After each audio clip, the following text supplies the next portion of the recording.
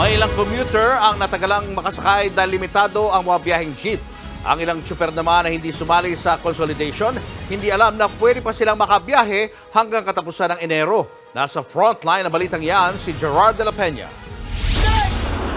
Halos 15 minutong hinintay ni Jason para makasakay ng jeepney mula sa Philcoa hanggang sa Cubao. Ito ang unang araw ng pagbabalik trabaho niya sa 2024. May mga araw daw talagang mahirap mag-abang. Pero iba raw ngayon. Mas mahirap, siyempre. Hindi na kagaya nung araw na maluwag. Opo.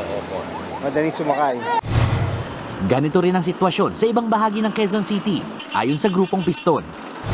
Dito sa kanto ng EDSA at Kamuning sa Quezon City, karaniwan nagbababa at nagsasakay ang mga jeepney na bumabiyahe ng rutang Project 2 and 3 Calao o Pantrangco.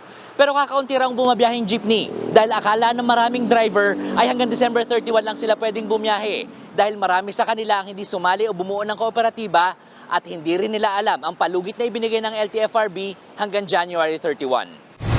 Hanggang January 31 na lang papayagang makabiyahe ang mga operator at driver na hindi sumama sa kooperatiba o korporasyon. Kaya sa pagsapit ng Pebrero, mas mabigat para sa mga commuter, lalo't mababawasan ng jeep.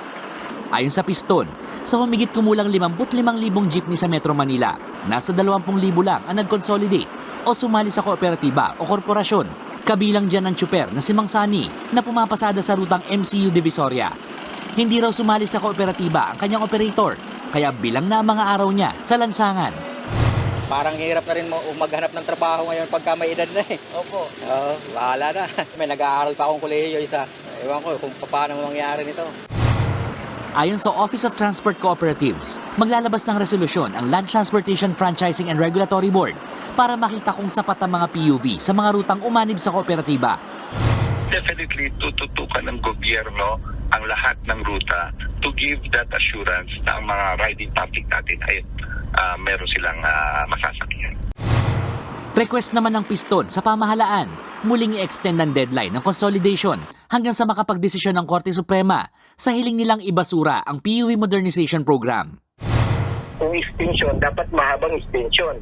Yun yung kailangan po natin na para masusi na mapag-aralan itong programa po ng modernization. Iba pa, yung pong umaasa sa ating public transport. Alam mo, yung mga maliliit na auto supply, yung maliliit na mga vulcanizing, yung mga karinderya, mismo po yung mga barker na tumutulong sa ating magtawag ng mga pasahero sa karsada, ay mawawalan po sila ng kabuhayan.